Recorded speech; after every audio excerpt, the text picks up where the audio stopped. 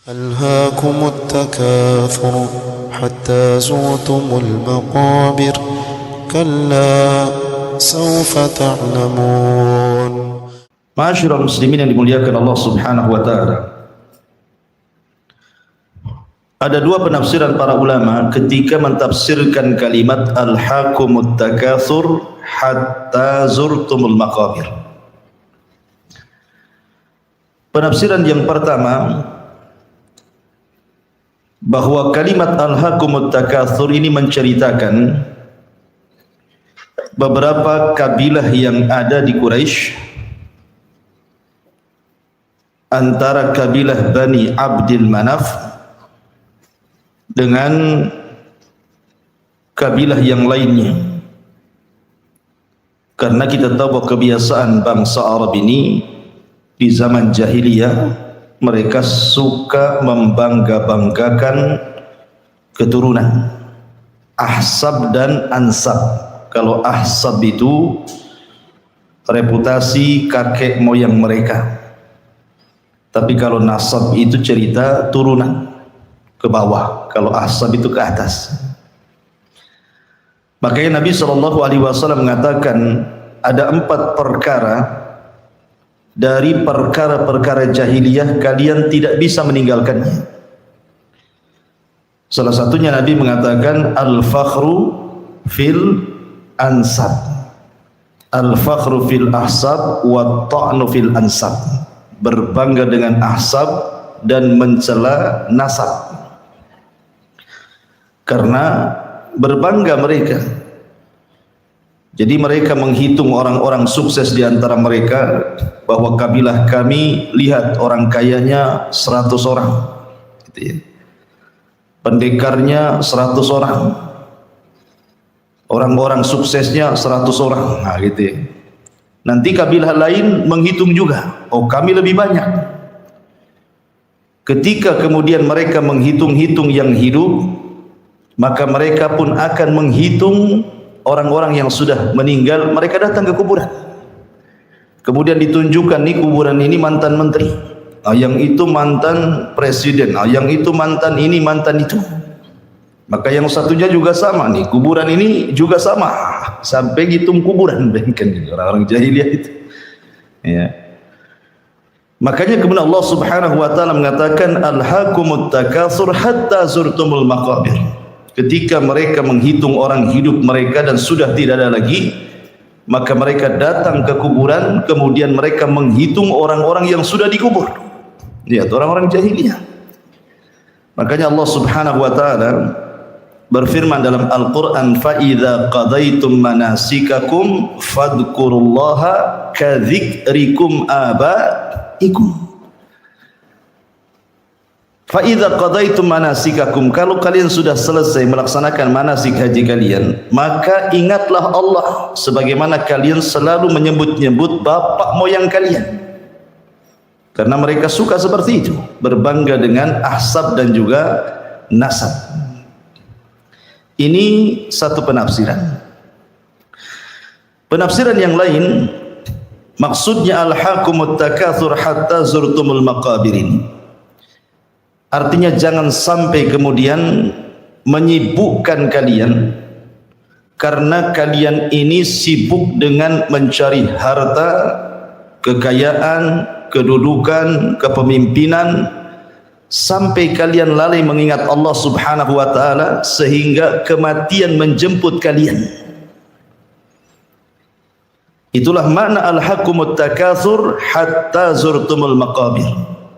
Artinya jangan sampai menyibukkan kalian at-takatsur itu, berbangga-bangga dengan harta, berbangga-bangga dengan jabatan, pangkat dunia, hatta zurtumul maqabir, sehingga kalian tidak sadar kalian dibawa ke kuburan, kemudian kalian dikubur di situ.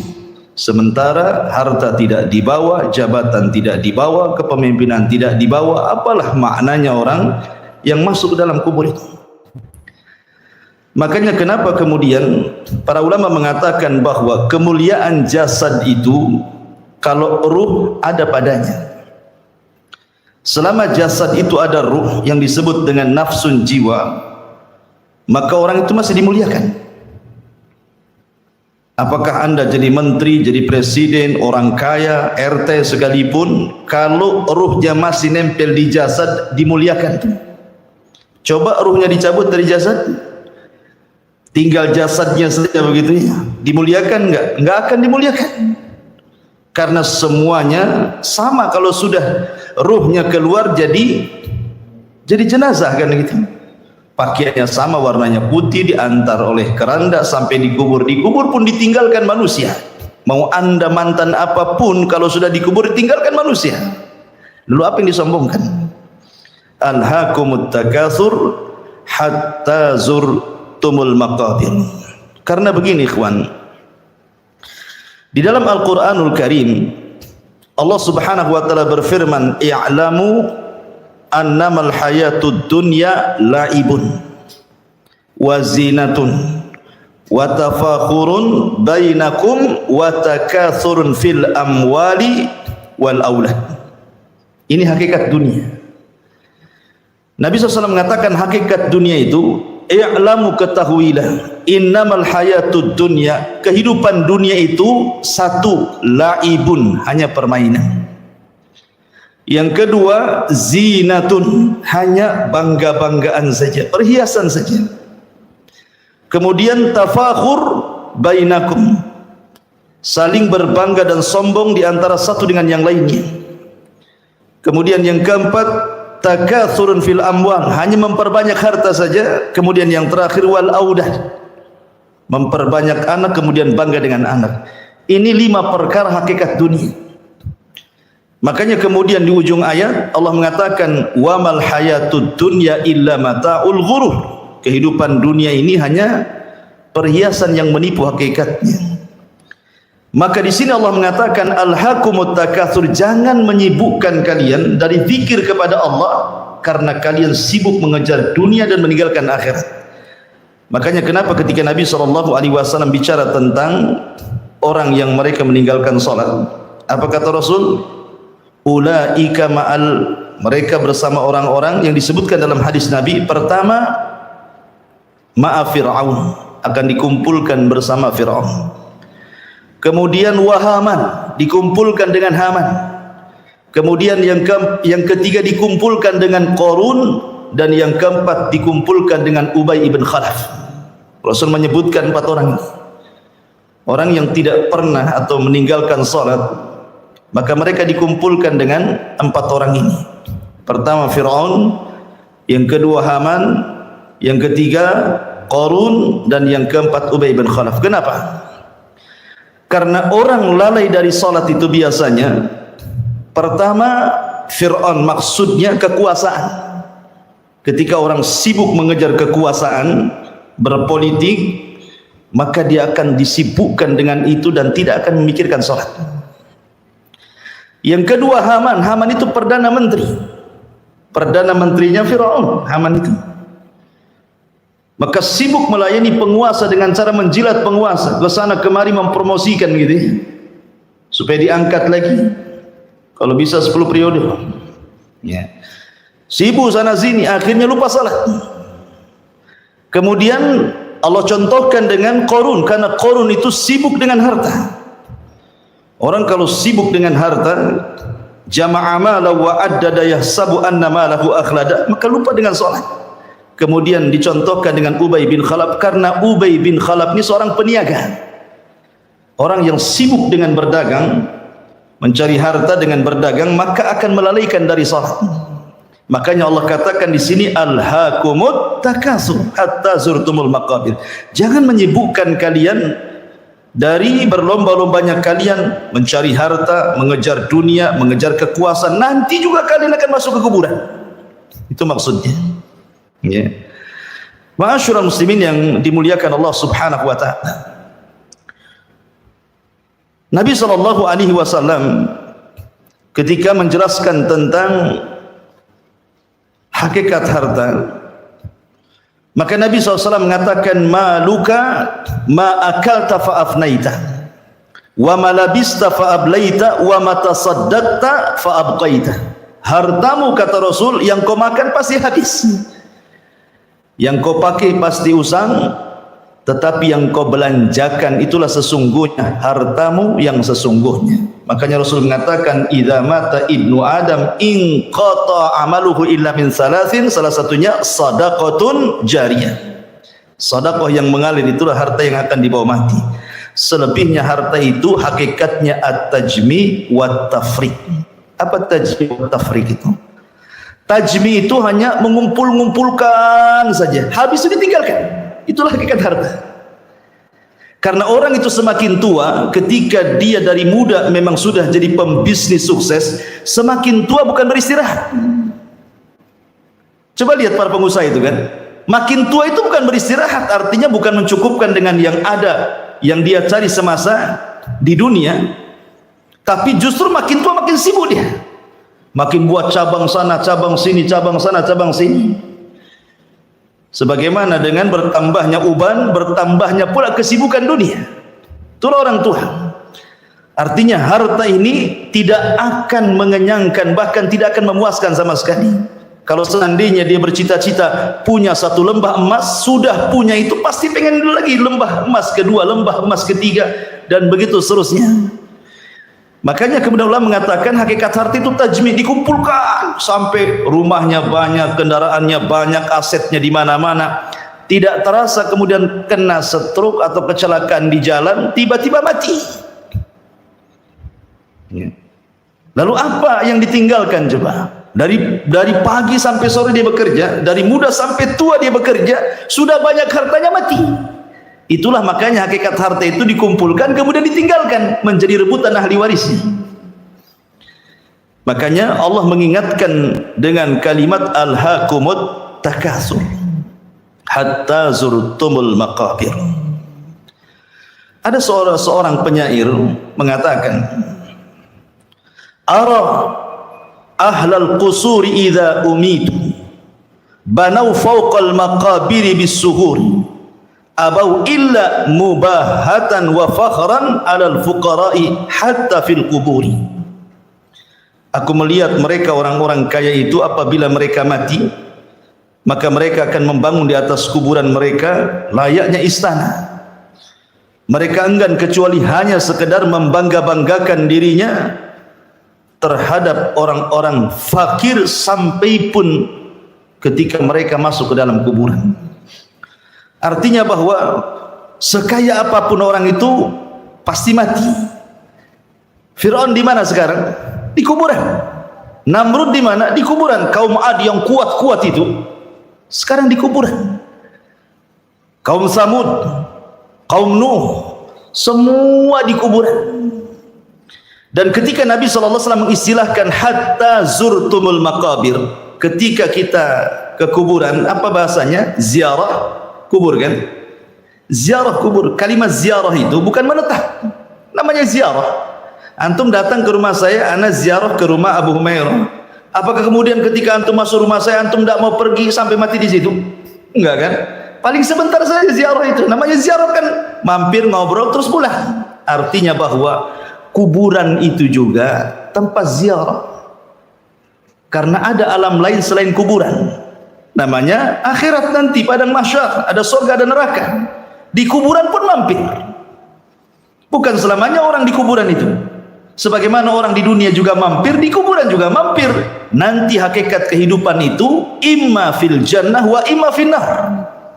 Boleh jadi orang itu masuk ke neraka, naudzubillah, atau boleh jadi dia masuk ke dalam surga. Jadi kalau kuburan saja, ziarah saja, apalagi kehidupan dunia. Makanya Nabi SAW mengatakan kepada Ibnu Umar dan mengatakan, kun fid dunya ka'annaka gharib aw abiru sabil, kan gitu ya. Wahai Ibnu Umar, jadikan di dunia itu seperti orang asing atau seperti seorang musafir yang hanya singgah sebentar kemudian melanjutkan perjalanan.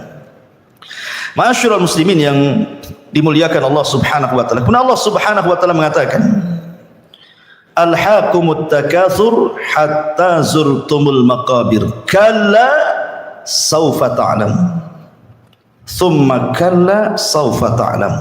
Kalla ini kalimat jazr, jangan begitu. Artinya janganlah kalian mengejar dunia itu sampai melalaikan Allah. Janganlah kalian mengejar jabatan itu sampai melalaikan mengingat Allah. Janganlah kalian sibuk dengan urusan dunia ini, akhirnya Allah ditinggalkan. Kalla, jangan seperti itu. Saufa ta'lamun, kalian nanti akan tahu. Kemudian Allah ulang lagi, summa kalla, kemudian jangan begitu. Saufa ta'lamun, kalian akan mengetahui. Kalimat dua kali, saufa ta'lamun, summa kalla saufa ta'lamun. Apakah dua kalimat yang terulang itu litakid, hanya untuk menguatkan, ataukah litaksis, artinya bahwa saufa ta'lamun yang pertama berbeda dengan saufa ta'lamun yang kedua? Para ulama berselisih pendapat, tetapi pendapat yang kuat wallahu alam bahwa kalla saufa ta'lamun dengan summa kalla saufa ta'lamun ini bukan takkid, ini bukan penguat, tetapi ini jumlah baru. Karena bagaimanapun dalam bahasa Arab at-ta'sis muqaddam ala ta'kid, kata ulama. Kalau ada dua kalimat yang terulang, maka jumlah baru itu lebih diutamakan dibandingkan penguat. Satu. Yang kedua, ada kalimat summa, kemudian. Kalimat kemudian ini menunjukkan ada waktu, ada jeda di situ. Berarti saufa ta'lamun pertama berbeda dengan saufa ta'lamun kedua. Kemudian yang ketiga, karena ada perkataan Ali bin Abi Thalib radhiyallahu an ketika memberikan catatan kepada kalla saufa ta'lamun, artinya kalla, sekali-kali jangan seperti itu. Saufa ta'lamun, kalian akan mengetahui kapan? Inda sakaratil maut, ketika anda mengalami sakaratul maut. Karena orang yang sedang sakaratul maut, dia melihat apa yang kita tidak bisa melihat. Orang yang sedang sakaratul maut itu melihat apa yang kita tidak bisa lihat, karena dia melihat malakul maut, melihat catatan amalnya.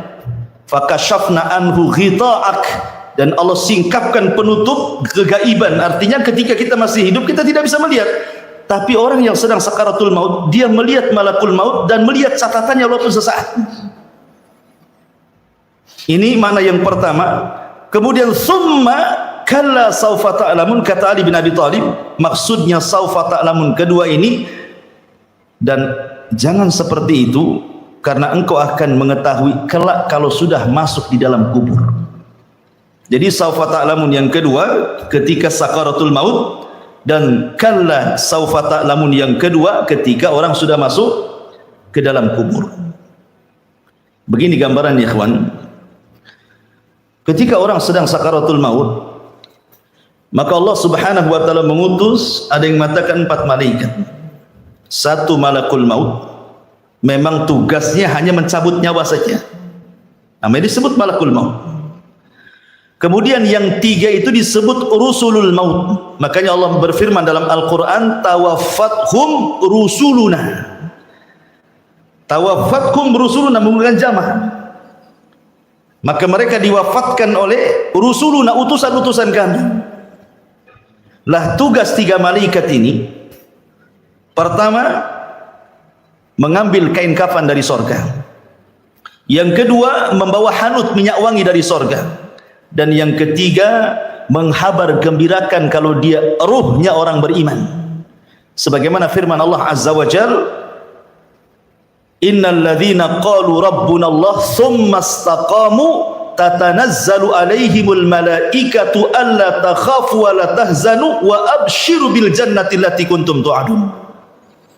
Orang-orang yang mengatakan Rabb kami Allah kemudian istiqamah dengan kata-kata itu, maka malaikat akan turun dan membisikkan di telinganya, jangan takut, jangan sedih, karena sorga sudah menanti. Jadi ada malaikat yang membisikkan kabar gembira, dan ada malaikat yang menyiapkan kain kafan dari sorga, dan ada malaikat yang membawa hanut minyak wangi dari sorga.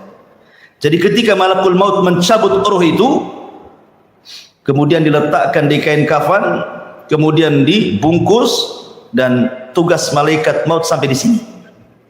Kemudian rusulul maut baru yang mengangkat ke langit. Kemudian dibukakan langit pertama, kedua sampai ketujuh. Kemudian Allah subhanahu wa ta'ala firmankan, letakkan kembali ruhnya ke dalam jasadnya, tapi catatan yang mengikuti di bawahnya, angkat sampai ke tempat yang disebut dengan Illiyin, tempat yang paling tinggi di sorga.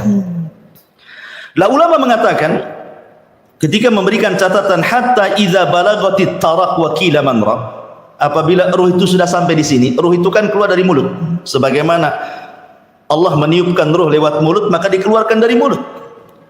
Dan Rasul mengatakan idza qubidatir ruh tabi'ahul basar, kalau ruh dicabut dari mulutnya maka pandangan mengikutinya, maka setiap orang mati itu pasti melotot, maka disunahkan ditutup supaya jangan menakuti orang, ya.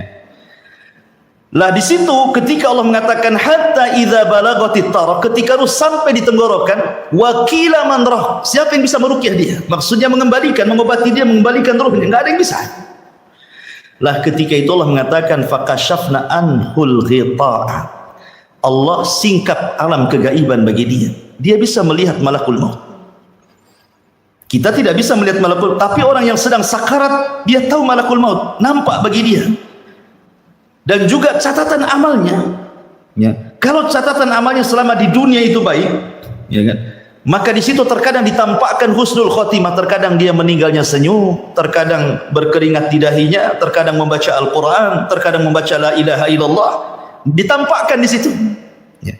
Tetapi kalau ini ruhnya bukan orang yang beriman, ruhnya orang kafir, tentu tugas malaikat-malaikat lain akan berbeda, karena kain kafan diambil dari neraka dengan bau busuk yang luar biasa, yang membisikkan pun membentak-bentak dan mengatakan ya ayyatuhan nafsul khabithah, wahai jiwa yang buruk, ukhruji ila sakhatin mir rabbik, keluar karena Allah sudah menanti dengan kemurkaannya. Kan takut ruh ini mau keluar, maka ruh dipaksa keluar sampai Rasul mengatakan seperti safud. Safud itu macam cerulit gitu ya, macam senjata bengkok, kemudian dimasukkan ke dalam kambing wol yang belum dicukur itu kan gimbal-gimbal itu rambutnya, dimasukkan ke dalam bulu kambing wol, kemudian disiram kambing itu, maka akan nempel bulu-bulunya, kemudian dipaksa pisau itu sehingga merontokkan bulu-bulunya. Begitulah Allah gambarkan lewat lisan Rasul bagaimana kematian orang kafir. Lah saat itulah maka orang itu akan menyesal. Di situ akan terjadi penyesalan saat sakaratul maut. Makanya Allah mengatakan kalla saufa ta'lamun, sekali-kali jangan begitu. Saufa ta'lamun, engkau akan mengetahui, hari itu pasti datang sakarat maut itu. Karena orang kalau sudah teralihkan dengan dunia, dia akan merasa bahwa hidupnya dikekalkan. Makanya Allah mengatakan jama'a mala wa adada yahsabu anna malahu akhlada, kan gitu ya. Orang kalau sudah mengumpulkan harta, dia akan lupa kalau dia akan mati biasanya. Akan lupa kalau dia akan mati. Apalagi cenderung kemudian dia dengan hartanya bermaksiat kepada Allah, makin lupa kehidupan akhirat itu. Makanya jangan, Allah mengingatkan di sini, jangan seperti itu, jangan dilalaikan kalian. Jangan seperti itu. Ataupun di sini Allah mengatakan tsumma kalla saufa ta'lamun. Ini taksis kalimat kedua, berbeda dengan kalimat yang pertama, kata Ali bin Abi Thalib. Kemudian jangan seperti itu, kelak kalian akan mengetahui ketika kalian masuk di dalam kuburan. Karena orang yang dikubur itu mengatakan kepada Allah Subhanahu wa taala, laula akhartani ila ajalin qarib la asaddaqa wa akum minas salihin. Ya Rabb, kalaulah engkau hidupkan aku kembali ke dunia, aku akan sedekahkan semua aku dan aku akan bergabung dengan orang-orang saleh. Tapi Allah katakan apa? Kalla innaha kalimatun huwa qailuha. Itu omong kosong kamu saja, kata Allah. Enggak mungkin orang mati dihidupkan, ya. Dari sini menunjukkan bahwa kelak kau akan mengetahui kalau sudah masuk kuburan, baru nyesal kalian. Lah dulu kekayaan kamu yang mungkin bisa dinafkahkan, diinfakkan, disedekahkan, dizakatkan, kenapa kamu tidak lakukan? Ketika sudah mati di kuburan, dia mengatakan laula akhartani ila ajalin qarib la asaddaqa wa akum minas salihin. Kenapa baru teringat ingin sedekah gitu?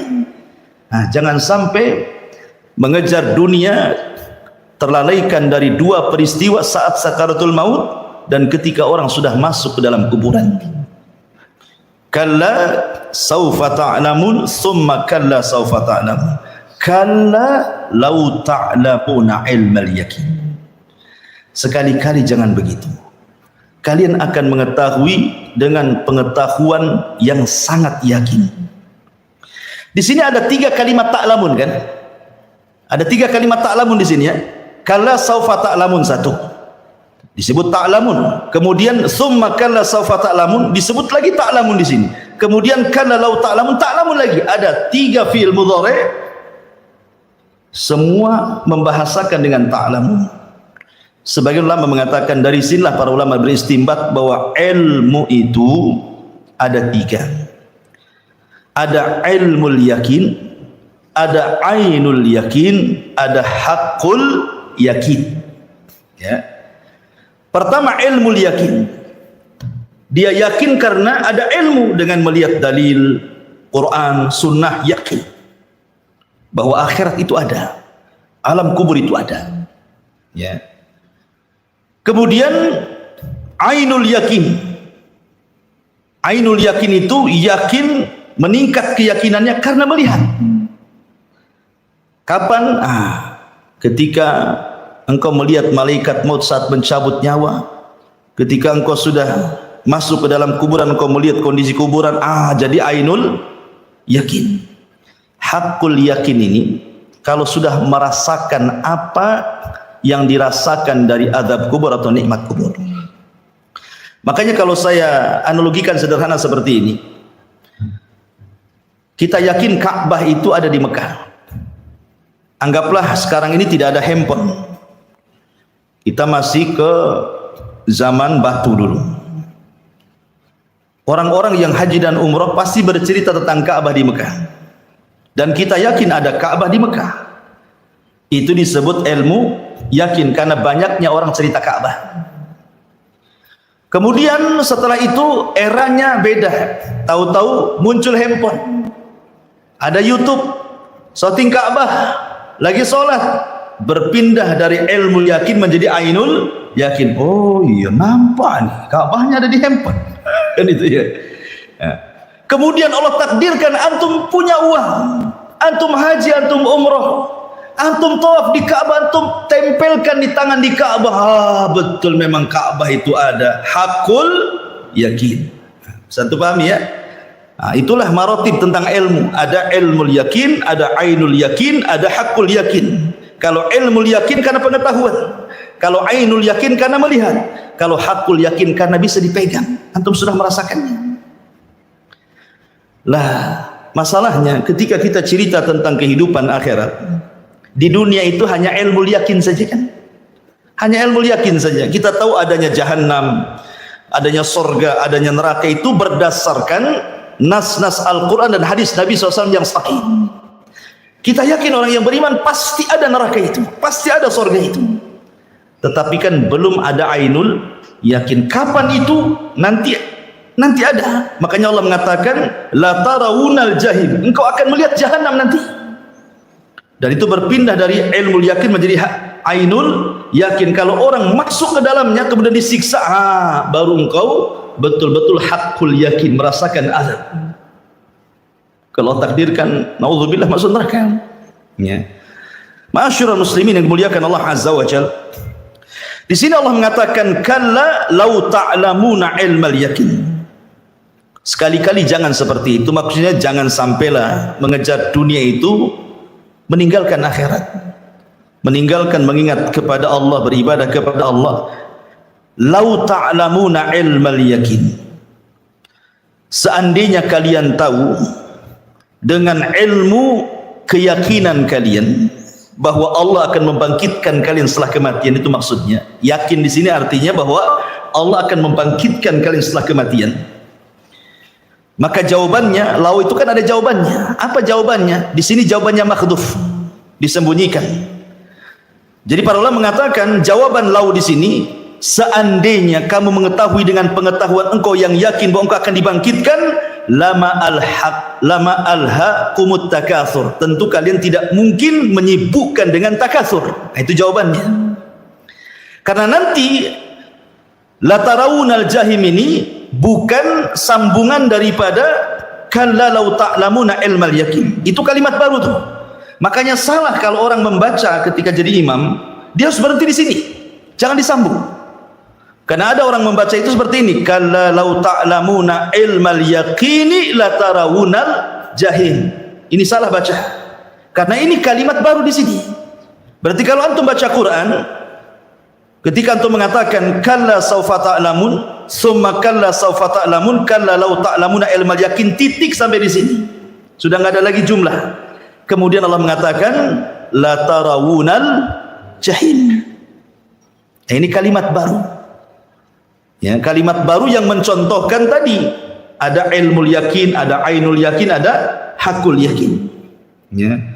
Jadi ketika Allah mengatakan kalla law ta'lamuna ilmal yakin, sekali-kali janganlah kalian seperti itu. Seandainya kalian tahu dengan keyakinan kalian bahwa kalian akan dibangkitkan kelak setelah kematian, tentu kalian tidak mungkin berlomba-lomba untuk mengejar dunia akhirnya meninggalkan akhirat.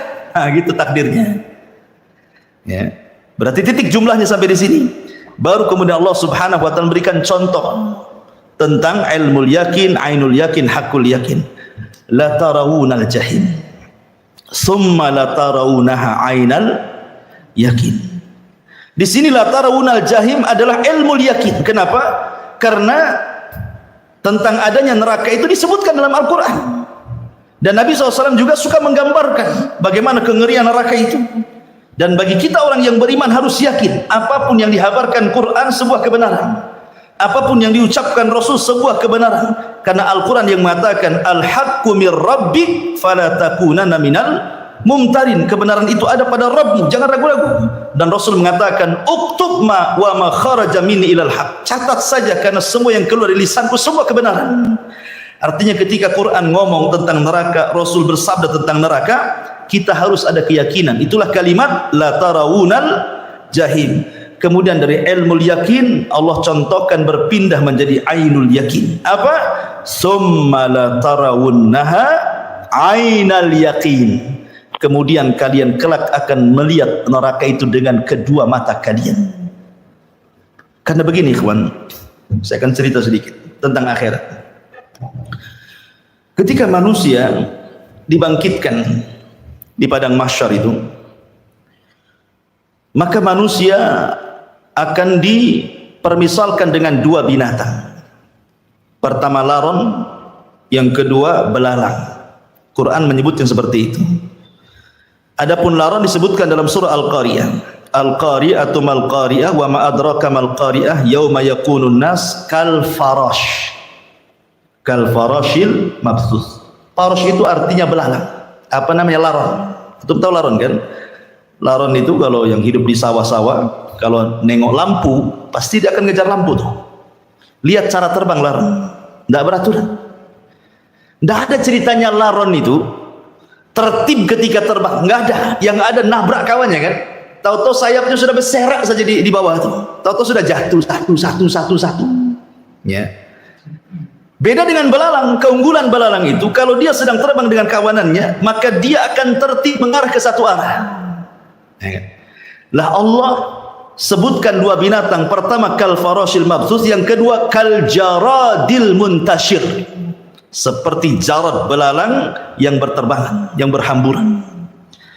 Apa bedanya? Kenapa Allah permisalkan orang itu ketika bangkit seperti laron dan orang itu seperti belalang begini? Ketika Allah Subhanahu wa taala mempermisalkan dengan laron, itu awal kebangkitan. Ketika Allah mengatakan dalam Al-Qur'an, idza zulzilatil ardu zilzalaha wa akhrajatil ardu athqalaha, dan kami keluarkan beban-beban berat, maksudnya manusia yang mati sejak zaman Adam sampai yang terakhir dibangkitkan itu, maka mereka dibangkitkan seperti laron. Dan ingat, ketika kita dibangkitkan di padang mahsyar, sudah tidak ada kaitan kita dengan dunia. Kalau kita masih hidup di dunia ini, ada kaitan kita dengan dunia, ada gravitasi. Berarti kita ada hubung kait dengan dunia kan? Karena kita masih berpijak di dunia, ada gravitasi, kita nggak mungkin terbang karena kesedot bumi. Tapi nanti di padang mahsyar nggak ada kaitan, tidak ada alaqah bainal ardi wan nas, bainal ardi wal jin, tidak ada alaqah lagi, tidak ada hubungan antara bumi dengan manusia, karena buminya juga sudah berbeda. Yauma tubaddalul ard ghairal ard, di mana bumi yang kita pijak sudah Allah ganti dengan bumi yang baru. Bukan bumi dilenyapkan kemudian Allah ciptakan bumi yang baru, tidak, tetap bumi ini yang kita pijak, cuman dirubah bentuknya. Jadi padang mahsyar, di mana padang mahsyar itu rata, tidak ada bukit, tidak ada gunung, dan tidak ada lembah, rata semua. Kalau di sekarang kan ada bukitnya, ada gunungnya, ada lembahnya. Kalau padang mahsyar itu rata, Tidak ada ma'lam, tidak ada alamat, semua berwarna putih. Disitulah manusia dibangkitkan. Dan manusia itu terbang ke sana kemari enggak jelas. Yauma yafirrul mar'u min akhi. Yauma yafirrul mar'u min akhi wa ummihi wa abi wa sahibatihi wa bani likulli imri'in yauma idzin sya'nun yughnih. Kan itu ya. Ketika manusia lari dari saudaranya, lari dari orang tuanya, lari dari anak-anaknya, karena ketika itu la ansaba bainakum, kata Allah. Di akhirat tidak ada hubungan nasab lagi. Orang sudah enggak kenal anaknya, enggak kenal ibunya, enggak kenal bapaknya. Kenapa? Karena pada hari itu orang sibuk sendiri-sendiri. Bagaimana cara menyelamatkan diri sendiri? Kecuali orang-orang yang beriman. Allah mengatakan, walladzina amanu wattaba'athum dzurriyyatuhum biimanin alhaqna bihim dzurriyyatuhum. Dan orang-orang yang beriman kemudian dia tularkan keimanannya kepada keluarganya, maka saat hari berbangkit mereka akan dikumpulkan. Ketika mereka dibangkitkan, di sampingnya ada istrinya, ada suaminya, ada orang tuanya, ada anaknya. Mereka akan dikumpulkan, minimalnya mengurangi rasa takut ketika mereka dikumpulkan. Tapi orang yang tidak seperti itu, maka mereka akan lari ke sana kemari. Sudah tidak tahu juga arahnya kemana ini. Lah, ketika mereka sudah berhamburan ke sana kemari, tidak tahu apa yang dituju, barulah Allah permisalkan kal jaradil muntashir, seperti belalang. Karena di situ ada panggilan untuk berkumpul di sebuah titik, maka semua manusia mengarah ke titik itu. Barulah Allah permisalkan seperti jaradil muntashir, seperti belalang yang berhamburan. Karena belalang kalau terbang teratur dia, lain dengan lalat. Ya. Lah ketika manusia itu sudah dikumpulkan di padang mahsyar, ikhwan, maka disitulah Allah Subhanahu wa taala mengatakan, wa jaa rabbuka wal malaku saffan saffan wa ji'a bi jahannam yauma idzin yatadzakkarul insan wa anna lahu dzikra yaqulu ya laitani yaqulul insan ya laitani qaddamtu li hayati fa yauma idzin la yu'adzibu adzabahu ahad wa la yusik wasaqahu ahad. Ketika itu Allah Subhanahu wa taala mendatangi manusia. Walaupun ada khilaf di antara ulama akidah, apakah orang kafir melihat? Apakah tidak? Kalau orang mukmin pasti sudah melihat, karena itu bentuk ziyadah nikmat. Lah ketika Allah datang, semua malaikat berbaris bersaf-saf. Ya. Ketika itu Allah Subhanahu wa taala panggil Jahannam. Yu'ta bi Jahannam, maka datangkan Jahannam, di mana Jahannam itu memiliki 70.000 tali kekang. Satu tali kekang, kata Rasul, digeret oleh 70.000 malaikat. Betapa besarnya Jahannam. Makanya ketika orang dimasukkan ke dalam Jahannam itu, padahal orang neraka itu berbeda dengan orang ahli sorga. Kalau ahli sorga itu postur tubuhnya sama dengan Adam, 30 meter atau 60 hasta. Tapi orang yang masuk ke Jahannam ini, ke neraka ini, dibesarkan badannya. Giginya saja seperti gunung Uhud. Gimana badannya? Tetapi Jahannam tidak pernah penuh dan mengatakan hal mim mazid, ada tambahan, masukkan saja. Ya. Enggak penuh-penuh itu neraka itu. Lah ketika kemudian betul-betul Jahannam itu dihadirkan, itulah kalimat summa la tarawunnaha ainal yakin. Kemudian Allah contohkan setelahnya, la tarawunnal jahim summa la tarawunnaha, kemudian engkau betul-betul akan melihat neraka itu. Waji'a bi jahannam, Allah datangkan neraka Jahannam, semua orang menyaksikan. Ketika itulah manusia terbagi menjadi 3. Quran menyebutnya pertama as-sabiqun as-sabiqun ulaikal muqarrabun. Mereka adalah orang-orang muqarrab, orang-orang yang selalu dekat dengan Allah Subhanahu wa taala. Maka mereka akan diangkat sehingga Jahannam di bawahnya sampai di bawah arsy. Kemudian yang kelompok yang kedua disebut ashabul yamin. Wa ashabul yamin. Siapa ashabul yamin? Mereka orang-orang yang kebaikannya lebih banyak dibandingkan keburukannya. Allah angkat juga Jahannam ada di bawahnya. Maka yang tersisa adalah orang-orang yang zalimu li nafsi. Mereka tetap di bawah, dikelilingi oleh Jahannam. Lah mereka inilah yang menunggu syafaat dari Nabi SAW, syafaat dari amal salehnya, karena mereka dikelilingi dengan Jahannam. Ya. Dan mereka menyaksikan Jahannam itu sehingga Allah mengatakan la tarawunal jahim summa la tarawunnaha ainal yakin. Betul-betul kau akan melihat neraka itu. Makanya sahabat Nabi SAW, Handalah ghasilul malaikah, pernah mengatakan di hadapan Abu Bakar, ya Abu Bakrin, kalau saya duduk bersama Nabi, Rasul cerita tentang neraka itu seolah-olah neraka berada di pelupuk mataku, seolah-olah nampak. Makanya seorang yang beriman, kata para ulama, ketika dia yakin berdasarkan Quran dan Sunnah bahwa Jahannam itu atau neraka-neraka yang lain itu memang hak adanya, maka seolah-olah dia bisa melihatnya. Nanti saya akan contohkan dari asbab nuzul yang terakhir. Summa latus'alunna yawma idzin 'anil na'im. Kemudian sungguh kalian akan ditanya pada hari itu tentang nikmat. Kalimat summa latus'alunna yawma idzin 'anil na'im. Ada seorang penyair mengatakan, walau ana idza mitna turikna lakana al-mautu rahata kull hayyin walakinna idza mitna bu'ithna wa nus'alu ba'da dza'an kulli syai'in. Kata penyair mengatakan, ada yang mengatakan ini perkataan Ali bin Thalib, kalaulah kita dimatikan oleh Allah, diwafatkan oleh Allah, habis itu Allah tinggalkan, enggak dihisab, enggak diazab, tentu kematian sebuah istirahat bagi setiap orang yang hidup.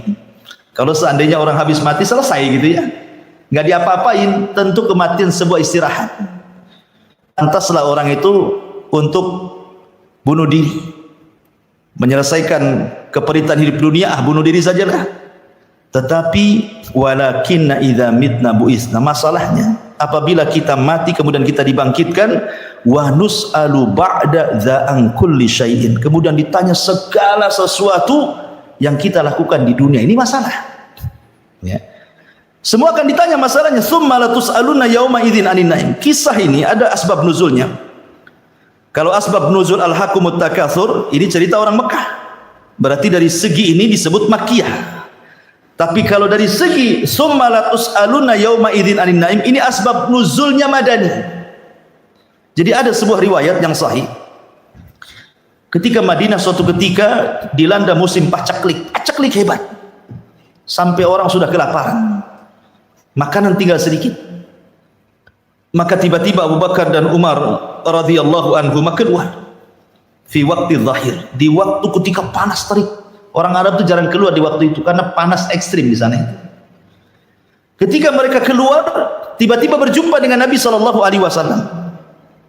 Rasul heran sehingga Rasul bertanya, "Wa ma akhrajakuma?" Apa yang menyebabkan kalian keluar berdua? Maka keduanya mengatakan, "Ju' ya Rasul," lapar wahai Rasul. Kemudian keduanya bertanya, "Wa ma akhrajaka ya Rasul?" Lalu apa yang mengeluarkan kau dari rumah wahai Rasul? Rasul pun mengatakan, "Ju' ya Abu Bakrin," aku juga lapar. Subhanallah, orang terbaik semua ini. Dan ini menunjukkan apa? Keutamaan Abu Bakar dan Umar. Abu Bakar dan Umar itu selalu bersama Nabi SAW, tidak terpisahkan. Makanya keduanya adalah dua menteri Nabi SAW, wazira Rasulullah SAW.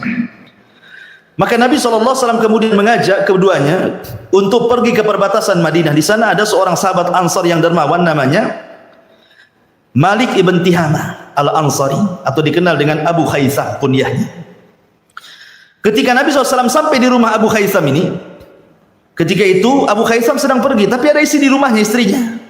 Kemudian Nabi mengetuk pintu, "Assalamualaikum," tidak dijawab. Kemudian Rasul mengucapkan lagi, "Assalamualaikum," tidak dijawab. Kemudian yang ketiga, "Assalamualaikum," tidak dijawab. Ingat bahwa Rasul mengajarkan kalau antum bertamu mengucapkan salam 3 kali langsung pulang, jangan ngintip. Ini "Assalamualaikum" 3 kali nggak dijawab, ke belakang, nggak digedor di depan, digedor belakang. Nanti belakang ini nggak dijawab lagi, tengok di gorden. Nah boleh. Itu kalau seandainya antum ditusuk matanya, nggak ada kafarah tuh, nggak ada kisah. Ya. Jadi kalau tuan rumah marah gitu ya, karena antum sudah salam 3 kali dijawab, masih ngintip-ngintip, kemudian dia bawa pisau pas antum di jendela ditusuk matanya gitu ya, kenalah mata antum, nggak ada kisos. Ya. Karena Nabi SAW menyuruh kalau sudah salam 3 kali nggak dijawab, pulang, nggak boleh dipaksa. Ya. Maka Nabi ketika tidak dijawab pulang, dia pulang. Ketika pulang rupanya istri Abu Haitham memanggil-manggil. Kemudian ditanya oleh Rasul, kenapa engkau tidak menjawab salam?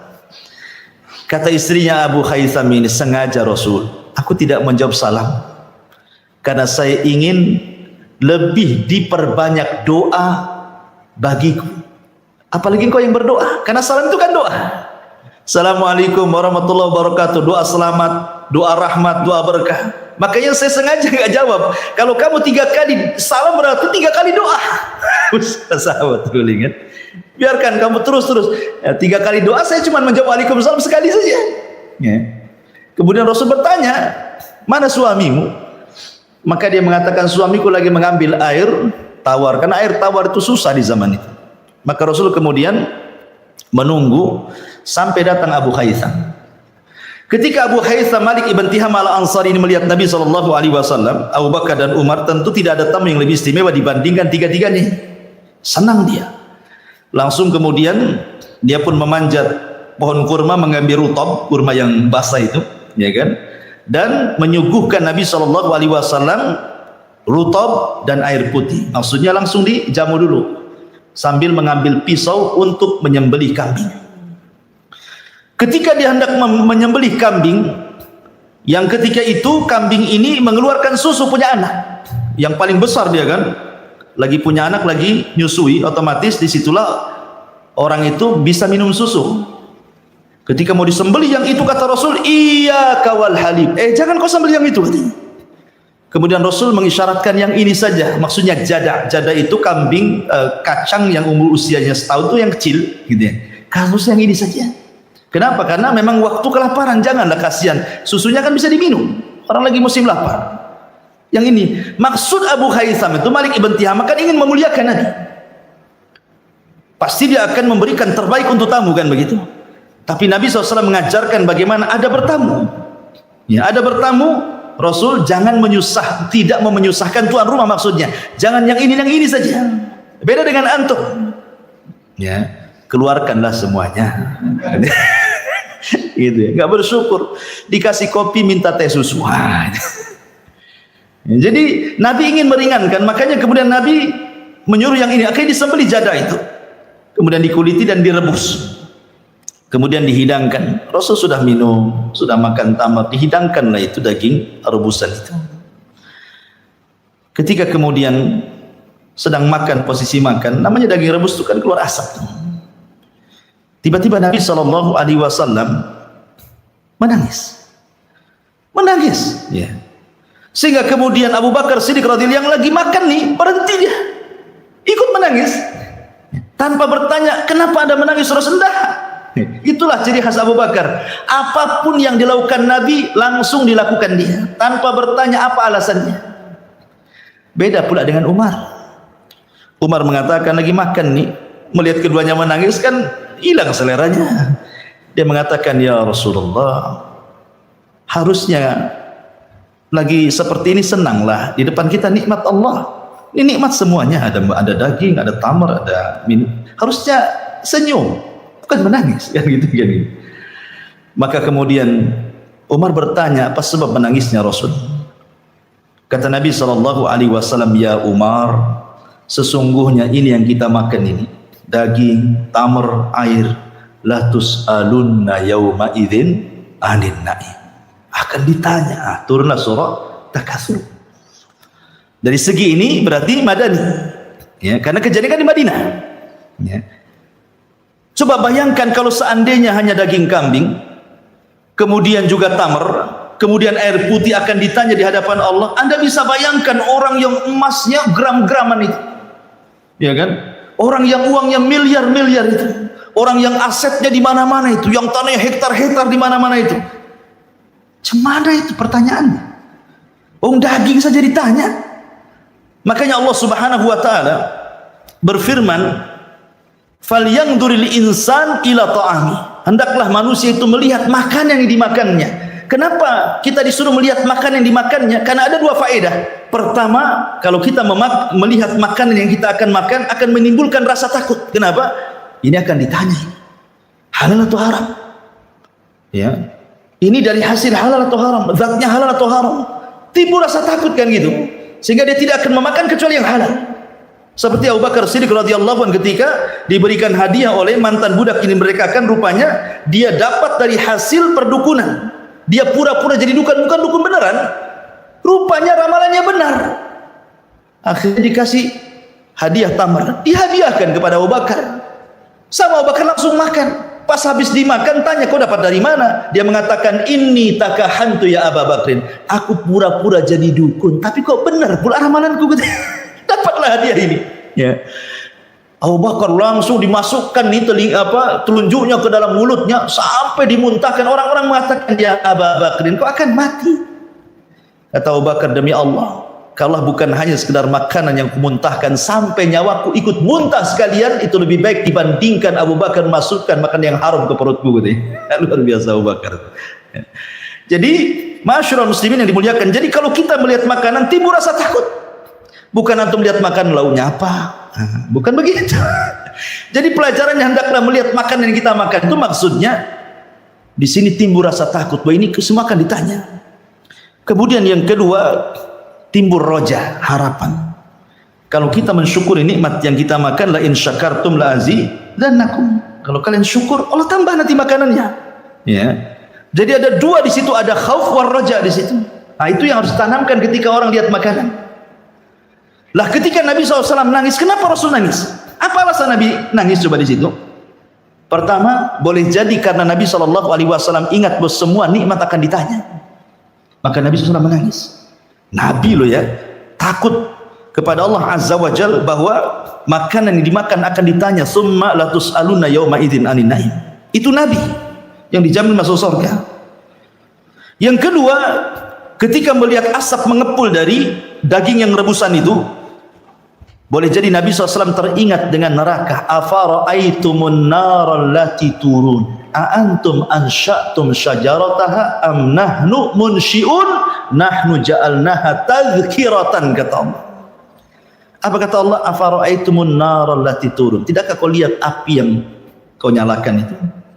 Kita sering melihat ada kebakaran rumah, kebakaran hutan, apalagi dengan ada medsos ini setiap hari kita lihat kebakaran. Tidakkah kau lihat api yang kau lihat itu? Pertanyaannya, siapa yang menyalakan api itu? Aku atau kalian?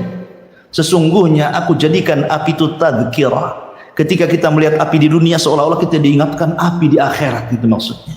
Ya.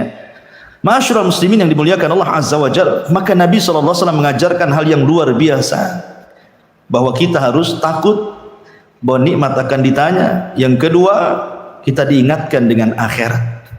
Maka surah At-Takatsur ini, ikhwatu fiddin muliakan Allah Azza wa Jalla, adalah peringatan besar bagi kita. Kemudian para ulama berselisih pendapat, tsumma latus'alunna yawma idzin anin naim. Kemudian kalian akan ditanya pada hari itu tentang nikmat. Nikmat apa yang akan ditanya?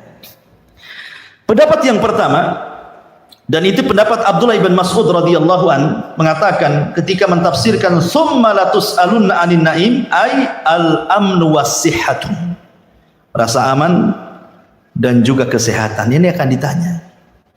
Karena kalau orang itu aman, negara ini aman, pasti orang-orangnya akan sehat kan. Coba lihat negara yang tidak aman itu di Yaman tuh, atau di Suriah, akhirnya mengungsi, kesehatannya masalah kan. Karena untuk cari uang aja susah, apalagi beli makan. Tapi kita hidup di negeri aman nih, kita bisa, mau antum mau jadi apa saja bisa, dan badan antum sehat. Ada yang dimakan sakit sedikit ke apotek beli obat. Ya. Maka dua nikmat ini syukuri. Jangan membuat gaduh negara. Seperti orang-orang yang suka melakukan aksi-aksi teroris. Mereka tidak pernah mensyukuri nikmat aman, karena mereka tidak pernah hidup di negeri konflik masalahnya. Coba orang-orang yang suka ngebom itu, hidup di negeri konflik sana. Lihat bagaimana pengungsian itu, yang mereka kelaparan, yang harus dapat bantuan dari mana-mana negeri. Baru paham nikmat aman itu sebuah nikmat yang sangat besar. Wa amanakum min khauf. Kemudian nikmat sehat. Makanya Rasul mengatakan ada dua nikmat yang dilupakan manusia, as-sihhatu wal faragh. Nikmat sehat dan luang waktu. Ada orang sehat tapi waktu tak ada, tidak bisa dia datang ke pengajian. Ada waktu tapi orangnya stroke, tidak mungkin juga diangkat ke pengajian. Tetapi ada dua-duanya tuh, sehat ada, luang waktu ada, tidak mau juga datang ke pengajian. Oke lah, jangan pengajian ini karena sunnah saja, datanglah sholat wajib, tidak juga. Ya, maka ini akan ditanya di hadapan Allah Subhanahu Wa Taala dua nikmat ini, al-amnu was-sihah. Ini pendapat pertama. Pendapat yang kedua, pendapat Abdullah ibn Abbas radhiyallahu anhuma. Summa la tus'alunna yawma idzin anin naim, artinya as-sihhatul abdani wal asma'i wal absari.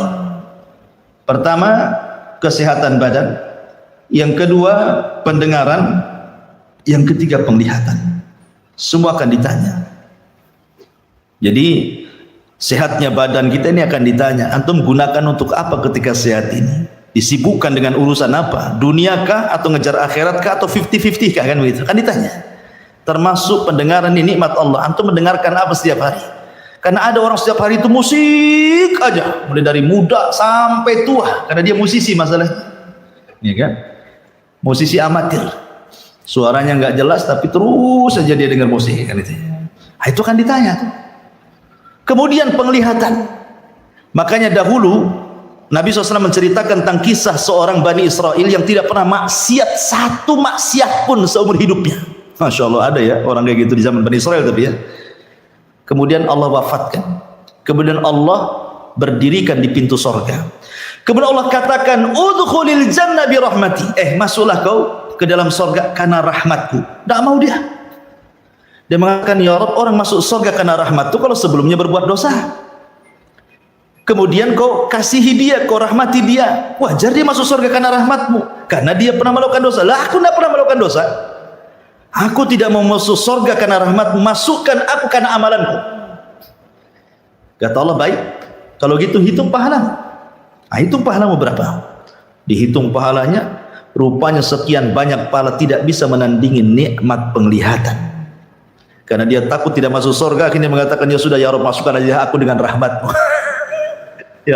Ya, karena orang masuk surga karena rahmat Allah, orang masuk neraka karena keadilan Allah. Sebab kalau orang masuk surga karena keadilan Allah, tidak ada orang masuk surga satu orang pun. Karena adil itu kalau antum beramal soleh satu, diganjar satu. Sementara antum usia berapa? Paling tinggi 70 tahun meninggal. Sementara kekalnya di surga dengan berbagai macam kenikmatan, tidak imbang dengan kehidupan kita di dunia.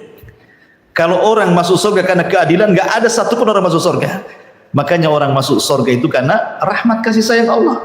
Karena Allah itu lebih penyayang dibandingkan makhluknya. Makanya Hasan Al-Basri kalau tidak salah, ketika ditanya, ya Hasan, kalau seandainya di akhirat kau dihisab, satu Allah yang menghisab kamu, dua ibumu yang menghisab kamu, kau pilih yang mana? Hasan Al-Basri mengatakan, tentu aku lebih dipilih dihisab Allah dibandingkan ibuku. Kenapa? Karena kasih sayang Allah jauh berlipat-lipat dibandingkan kasih sayang ibuku kepada. Padahal tidak mungkin seorang ibu tega sama anaknya, kan? Tapi kasih sayang Allah jauh dibandingkan kasih sayang siapapun dari makhluknya. Ini yang kedua. Yang ketiga, dari Sabit Al-Bunani dari Nabi SAW, bahwa di antara yang al-mas'ulu anhu yaumal qiyamah, yang akan ditanya pada hari kiamat, adalah kekuatan badan. Ya, balik kesehatan lah tadi. Kemudian juga air yang antum minum tuh, sehingga antum ketika haus minum merasa hilang dahaga, ataupun pakaian yang antum menutupi aurat, itu semua akan ditanya. Ya, pakaian akan ditanya, minuman akan ditanya, kesehatan badan akan ditanya. Ini juga termasuk tafsir daripada summa la tus'alunna yauma idzin anin naim. Kemudian juga ada yang mengatakan bahwa yang akan ditanya juga, tadi saya sudah sebutkan as-sihhatu wal faragh berdasarkan hadis Imam Bukhari. Dan ingat, ada satu hadis Nabi SAW mengatakan, man asbaha minkum aminan fi sirbihi mu'afan fi jasadihi indahu qutu yaumihi faka'annama hizat lahu dunya. Apa kata Rasul?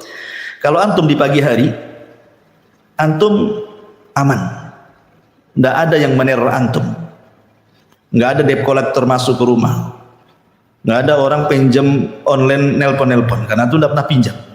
Aman pokoknya, senang, nggak ada beban. Walaupun hidup di rumah kontrakan, apalagi rumah sendiri.